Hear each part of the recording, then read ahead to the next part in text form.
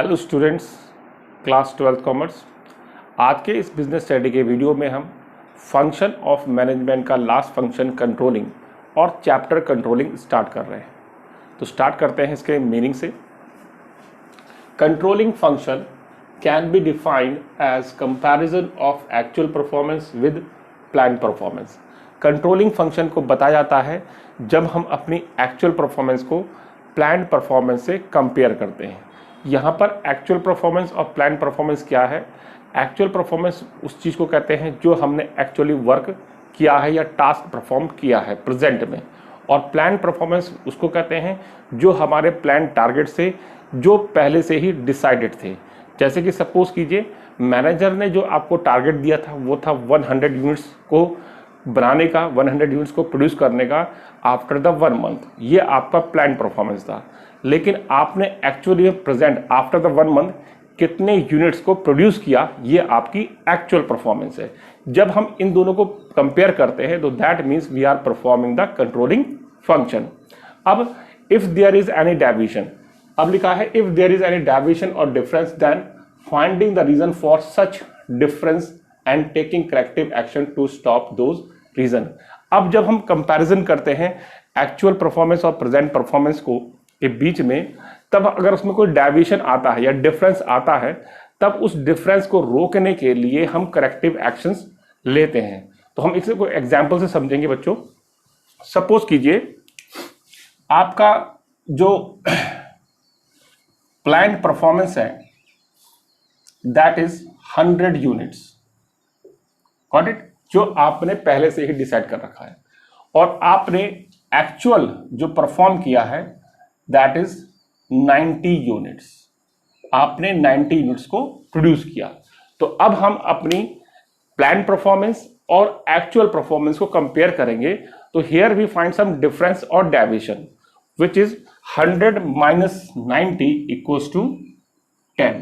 ये आपका डेविएशन है। मींस आपका जो टारगेट था वो 100 यूनिट्स को प्रोड्यूस करने का था, लेकिन आपने एक्चुअली में 90 यूनिट्स ही प्रोड्यूस कर पाए। इसका मतलब आपके 10 यूनिट्स कम बने हैं। दैट इज योर डिफरेंस और डेविएशन। इस डिफरेंस को फाइंड आउट करेंगे, इसके रीजन क्या थे, ये डिफरेंस हमारे लिए क्यों हुआ, किस कारणवश या किस रीजन से हमारे 10 यूनिट्स कम प्रोड्यूस हुए, और उस कारण को रिमूव करने के लिए, उन रीजन को रिमूव करने के लिए हम करेक्टिव एक्शंस लेते हैं। तो that means that whole process is known as controlling function. Okay बच्चों, अब हम आते हैं एस्पेक्ट्स ऑफ कंट्रोलिंग। कंट्रोलिंग के 2 एस्पेक्ट्स होते हैं। कंट्रोलिंग हमें कहां कहां पर करनी चाहिए, किस मोटिव से हम कंट्रोलिंग करते हैं, उसको पढ़ेंगे। पहला जो एस्पेक्ट है that is your strategic control. Strategic control को कहते हैं कि जब हम अपनी प्लानिंग बनाते हैं तो प्लानिंग में ही हम डिसाइड करते हैं कि हमें कहीं प्लानिंग में तो ही गलती नहीं कर दी, हमारी प्लानिंग ही तो सही नहीं बनी, या प्लानिंग की वजह से ही ये मिसमैच तो नहीं हो गया, कोई डिफरेंस तो नहीं आ गया, उसको कहते हैं हम स्ट्रेटेजिक कंट्रोलिंग। तो पढ़ते हैं, it refers how effective and the strategies and the plans. Strategic controlling बताता है कि हमारे प्लान्स और स्ट्रेटेजी कितने इफेक्टिव है, because sometimes there can be deviation in actual and plan performance due to the plan and strategies. कभी कभी क्या होता है कि हमारी प्लानिंग की वजह से ही या हमारी स्ट्रेटेजीज की वजह से ही डेविएशन क्रिएट हो जाते हैं। तो उस चीज को कहते हैं हम स्ट्रेटेजिक कंट्रोल। मींस हमें अपनी स्ट्रेटेजीज को ही कंट्रोल करना है पहले। ठीक है, एग्जांपल से समझते हैं। सपोज कीजिए हमारी प्लान परफॉर्मेंस हमारे 100 यूनिट्स का था, लेकिन हमने जो एक्चुअल में परफॉर्म किया वो हो गया 120 यूनिट्स। तो यहां भी डेविएशन है। ये पॉजिटिव डेविएशन कहलाता है कि आपने प्लानिंग की थी 100 यूनिट्स बनाने की, लेकिन वर्कर्स ने 120 यूनिट्स प्रोड्यूस कर दिए। तो आपके लिए तो फायदा हो गया, लेकिन यहां पर गौर करने वाली बात बच्चों ये है कि आपकी प्लानिंग सही नहीं थी, आपने सही से स्ट्रेटेजीज नहीं बनाई, आप अंडर एस्टिमेट हो गए प्लान में कि आप प्लानिंग कम कर रहे हैं, प्लान परफॉर्मेंस आपका टारगेट कम है लेकिन परफॉर्मेंस आपकी ज्यादा हो जा रही है। तो इस वजह से जो डेविएशन आया है ये कहलाता है आपका स्ट्रेटेजिक कंट्रोल। यहां पर हमें स्ट्रेटेजीज को कंट्रोल या प्लानिंग को कंट्रोल करना पड़ेगा। अब हम प्लानिंग के दूसरे एस्पेक्ट्स पर आते हैं, that is operational control. Operational control का मतलब होता है जो हमारी एक्टिविटीज होती हैं, जो हमारे एक्शंस होते हैं, उनको ही कंट्रोल करना।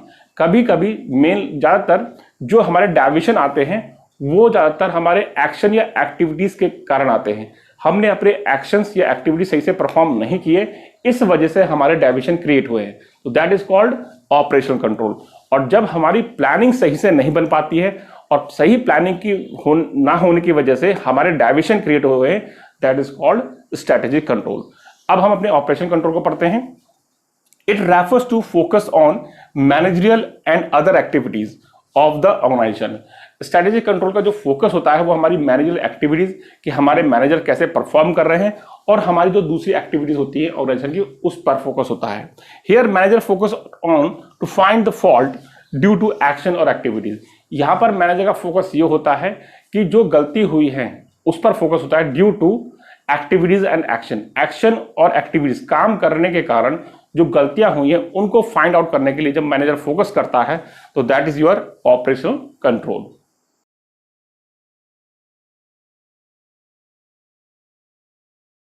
Now come to the next topic. The next topic is nature of controlling. Nature of controlling में हमें पढ़ना है कि कंट्रोलिंग का नेचर या फीचर कैसा होता है, इसके बारे में हम पढ़ेंगे। तो स्टार्ट करते हैं। जो पहला पॉइंट है that is goal oriented process. Controlling को हम गोल ओरिएंटेड प्रोसेस भी बोलते हैं, क्योंकि कंट्रोलिंग के अंदर हम ये सुनिश्चित करते हैं कि हमारी जो वर्किंग है वो प्लानिंग के अकॉर्डिंग की जा रही है। हमारी जितनी भी एक्टिविटीज़ हैं वो प्लानिंग के अकॉर्डिंग की जा रही हैं, और प्लानिंग हम बनाते हैं to achieve the predetermined goal. इसलिए प्लानिंग को जब हम बनाते हैं तो गोल को अचीव करने के लिए बनाते हैं। और यहाँ पर कंट्रोलिंग के अंदर हम ये सुनिश्चित करते हैं कि जितने भी हमारी वर्किंग्स और एक्टिविटीज़ हैं वो प्लान के अकॉर्डिंग की जा रही हैं। That's why controlling is called goal oriented process. Number 2 is pervasive function. Pervasive function का मतलब आपको पहले से मालूम होगा, परवेसिव वर्ड आप बहुत बार सुन भी चुके हैं। परवेसिव का मतलब होता है प्रेजेंट एवरीवेयर। कंट्रोलिंग फंक्शन को हम परवेसिव फंक्शन इसलिए बोलते हैं कि कंट्रोलिंग फंक्शन केवल सुपरवाइजरी लेवल या मिडिल लेवल का फंक्शन नहीं है, टॉप लेवल का भी फंक्शन है कि टॉप लेवल, मिडिल लेवल और सुपरवाइजरी लेवल तीनों लेवल पर कंट्रोलिंग फंक्शन परफॉर्म किया जाता है।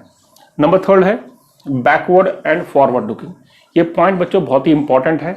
इस पॉइंट से रिलेटेड स्टेटमेंट पर ही एक क्वेश्चन आता है बोर्ड एग्जाम पे जनरली कि why controlling is consider as backward looking and forward looking. तो इसे समझते हैं। कंट्रोलिंग को हम बैकवर्ड लुकिंग इसलिए बोलते हैं कि while doing controlling a manager compare the actual performance with the plan performance, और you can say the past performance. Manager अपनी एक्चुअल परफॉर्मेंस को कंपेयर करने के लिए प्लान परफॉर्मेंस की तरफ देखता है, means he looks behind the past period where he decide the target. 2 महीने पहले या 1 महीने पहले जो टारगेट डिसाइड किया था उसकी तरफ वो देखता है, ताकि वो अपनी एक्चुअल परफॉर्मेंस को कंपेयर कर सके प्लान परफॉर्मेंस से। तो इस वजह से यहाँ पर कंट्रोलिंग को बैकवर्ड लुकिंग फंक्शन भी बोला जाता है। अब आता है कंट्रोलिंग आपका फॉरवर्ड लुकिंग फंक्शन क्यों कहलाता है। कंट्रोलिंग को हम फॉरवर्ड लुकिंग फंक्शन इस एस्पेक्ट्स पर कहते हैं कि while doing controlling a manager compare the actual performance with the planned performance, and if there is any deviation, अगर कोई डेविएशन होता है तो उस डेविएशन के हम रीजन फाइंड आउट करते हैं, और उस रीजन को रिमूव करने के लिए हम करेक्टिव एक्शंस लेते हैं, ताकि ये डेविएशन फ्यूचर में दोबारा से हमें फेस ना करने पड़े। तो फ्यूचर में हमें ये डेविएशन दोबारा से फेस ना करने पड़े, फ्यूचर को एस्पेक्ट्स में ध्यान रखते हुए हम वो करेक्टिव एक्शंस लेते हैं, इसलिए कंट्रोलिंग को हम फॉरवर्ड लुकिंग भी बोलते हैं। Now next and last one is continuous function. Controlling को हम कंटिन्यूअस फंक्शन इसलिए बोलते हैं कि कंट्रोलिंग का सिर्फ यही मतलब नहीं कि आपने अपनी एक्चुअल परफॉर्मेंस को प्लान परफॉर्मेंस से कंपेयर कर लिया और डेविएशन फाइंड आउट कर लिए, बल्कि कंट्रोलिंग आपको तब तक करनी पड़ेगी जब तक आपका ऑर्गेनाइजेशन सर्वाइव करेगा। इसलिए कंट्रोलिंग को हम कंटिन्यूअस फंक्शन या कंटिन्यूअस प्रोसेस भी बोलते हैं।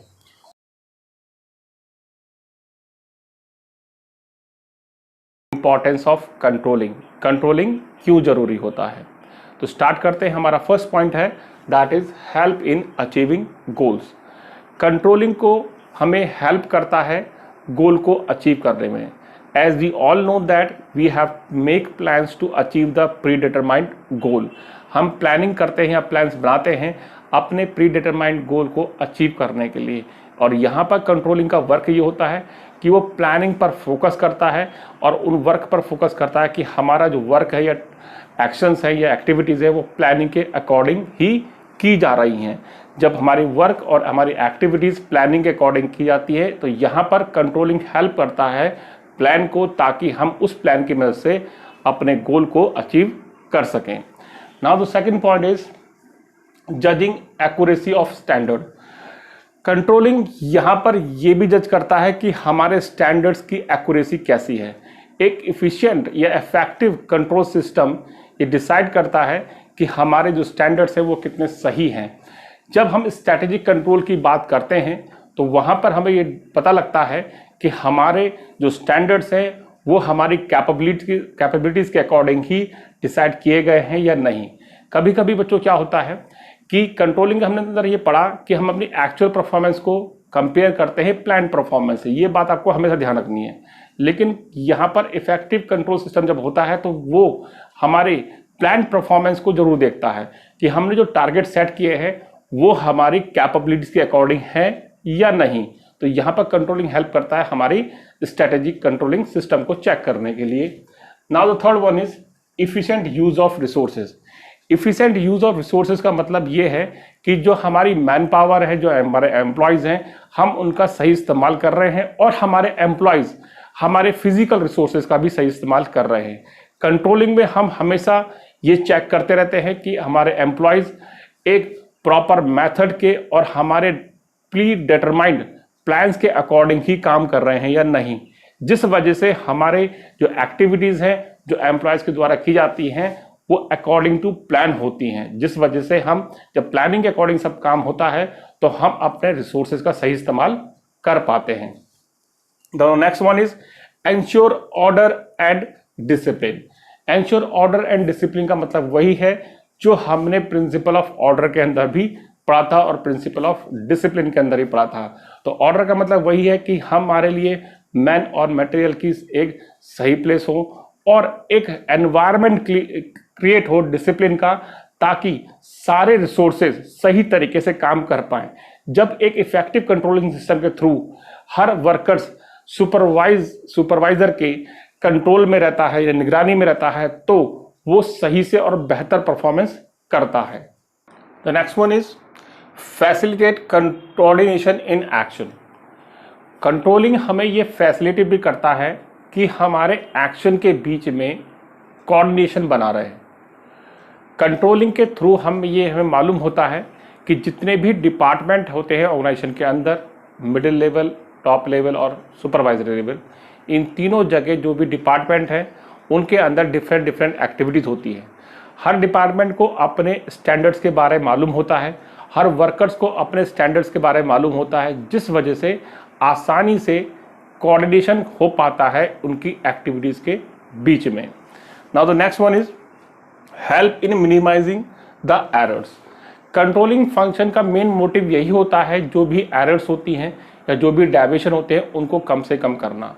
जनरली जो कंट्रोलिंग के अंदर हम ये देखते हैं कि जो एरर्स है या जो मिस्टेक है अगर वो स्मॉल है तो वो हमारे प्लान को या हमारे टारगेट को ज़्यादा इफेक्ट नहीं करेगी। लेकिन अगर वही स्मॉल एरर्स बार बार रिपीट हो रही हैं तो शायद वो हमारे लिए एक डिफ़िकल्ट सिचुएशन क्रिएट कर सकती है फ्यूचर में।